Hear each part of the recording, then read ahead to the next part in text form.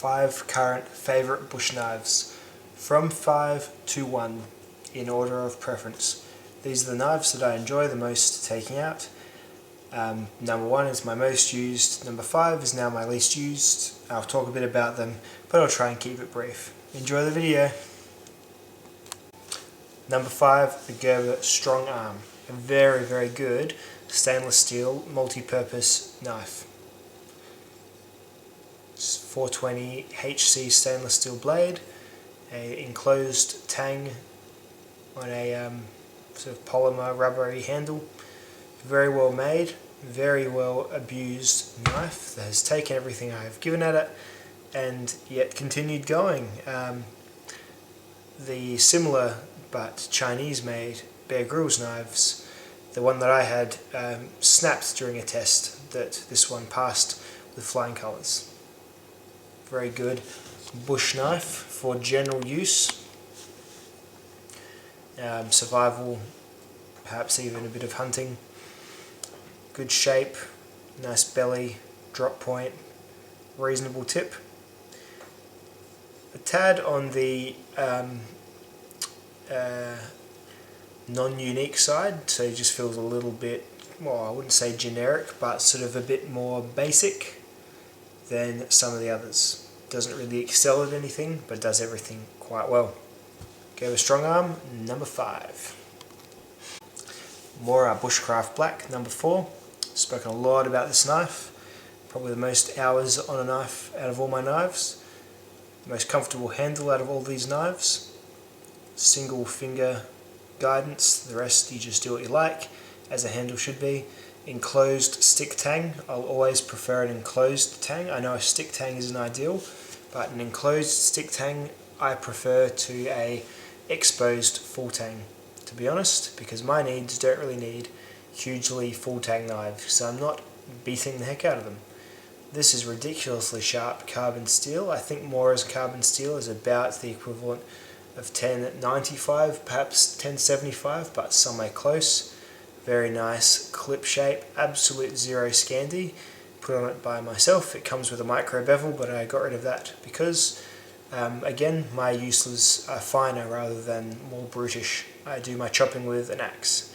So this knife could do with a full Scandi grind, because I wasn't going to put it in situations where that fine edge would be hitting knots or rocks or hard dead wood at rapid pace. Very comfortable, very high quality, and still fairly well valued knife. Number 4, the Mora Bushcraft Black. Number 3, the SOG Tsunami. Yeah, it's like a fighting knife, but I get so much enjoyment from carrying this thing around. Many reasons. Very comfortable to hold, probably just behind that Mora Bushcraft Black in terms of positive grip and comfortable grip.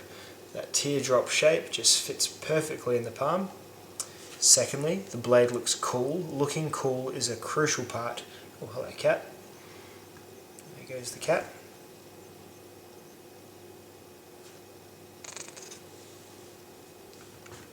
Looking cool is a crucial part of a knife, I think.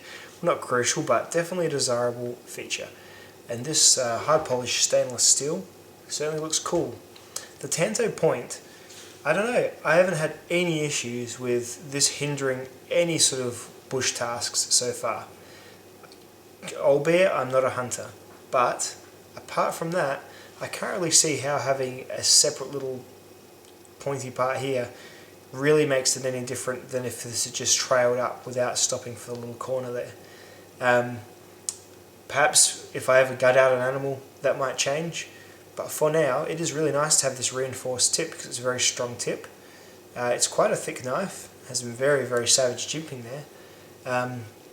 Just very sharp, hollow ground, razor edge, long sort of flat belly, which is actually rather good for making feather sticks and things like that.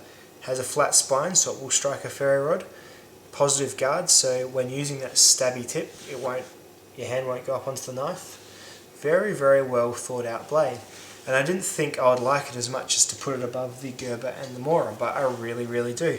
It's probably the longest of these knives, probably the most versatile because you can use it for 90% of your outdoorsman tasks, but it could also probably protect you fairly well. Has an intimidation factor to it, and it probably would be the best against the thick hide of something that may be attacking you, like a wild pig or a crocodile or something like that. I don't know. Not that crocodiles are particularly phased by anything that's, you know, this long, but yeah, probably a pretty versatile choice, to be honest. Wouldn't think it, but it is. SOG Tsunami, number 3. LT Wright Genesis. More and more use on it. That patina is growing. This is my favourite knife steel for a fixed blade knife. A2. What a crazy sharp steel. This is like edge holding, like all the super steels for pocket knives. This is just so sharp for so long now. I've touched this up once and I've put dozens of hours on the knife. Like, not obviously not using it constantly in a dozen-hour long cut, but you know, gone on lots of expeditions with it and lots of adventures with it, and I've just taken it lots of places. When I do my other videos, I'm often bringing it with me. When I want to compare a knife for how well it shaves and makes kindling or tinder, this will be the knife I compare it to. And no other of these knives is sharper than this knife. No other of these knives is better at fine carving. It's a bit of a broad blade, but I find that makes it quite good for using for food prep and things like that. Sort of goes, you know, nice and definitely through things. The tip, kind of spearish, which is good, fairly even tip. You can put it in things and twist it, and it makes it nice and sort of a nice round little divot. Very, very comfortable handle. It is a slab tang, so it's a full tang with slab handles, but this nice rounded, very well made bead blasted micarta handle really feels like almost like an enclosed tang knife. Some impact when you baton, but I don't baton a great deal anyway. I usually just do it in my knife testing videos, just as a pure test of a knife. And if you watch back and watch me do my one stick fire with this knife, you will see me put this steel through some horrendous wood. Again, a testament to why A2 is one of the best wood steels, unless you want to start paying an extra $100 for 3V. LT Wright Genesis, favourite knife, number 2. And yes, I know I am a fanboy for this knife, but no knife fits me better and fits my needs better than the Fallkniven F1. So many things I like about it. I like how it looks. Very understated. Nice black handle. This could sit in a knife block in a kitchen knife set. People would say, wow, that's a thick kitchen knife. You'd be like, yeah, it's for cutting salami. You know, you could say it has a purpose, and they probably wouldn't disbelieve you. Nice and understated look. Big plus about it. But of course the blade is the best thing about this knife. The laminated VG10 is taken to a complete convex edge. This is a full convex. Goes from here all the way down a gradual slope right to the terminating edge. Makes it horrifically sharp. Not quite as sharp as a 0-point Scandi, because convex edges are a little bit more, have a little bit more shoulder to them, a little bit softer, but a far more durable edge than a Scandi. So it gets about as sharp as a sharp Scandi, but it stays sharp for longer. You keep a working edge for so long on this knife. For all I've put this knife through, for all the twisted, gnarled wood it's gone through, it is in really no worse for wear condition.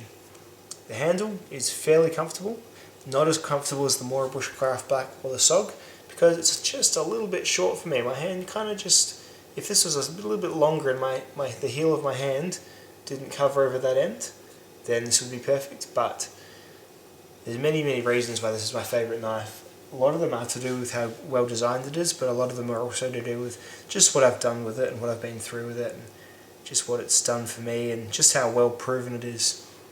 And it doesn't really get much better than the Fallkniven F1. You pay $200 in Australia for this knife, but I wouldn't question that again. Some knives I've bought and I thought, geez, I haven't really used that, or like, you know, even when I first had my SOG Tsunami, I was thinking, I spent about $100 on this, am I really going to get $100 of use out of it? So I questioned it. This I knew from the start. I put it in hand and I was just a Fallkniven F1 guy. Of course, this won't be for everyone, but it is definitely the knife for me. Number 1, the Fallkniven F1. And that sums up the video. I'll just get them all out for a big shot and wrap up. And there we go.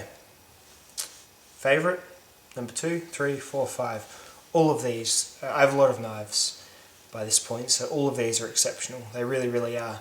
I've tried to keep a few differences in, so you've got your stainless steels, you've got your carbon steels, you've got your sort of combat ready knives, you've got your bushcraft knives, and then of course you've got a brilliant dual camp knife and another very good camp knife that will do pretty much all. So thanks very much for watching. What are your 5 favourite knives? What are your favourite knives? What's your favourite out of these knives? Am I wrong? Which would you put the StrongArm before the Fallkniven? How do you feel about convex grinds? How do you feel about not even 4-inch blades for bush knives? All those questions I'd love to hear your comments on in the comments section. So, thanks for watching, dudes. I'll see you all later.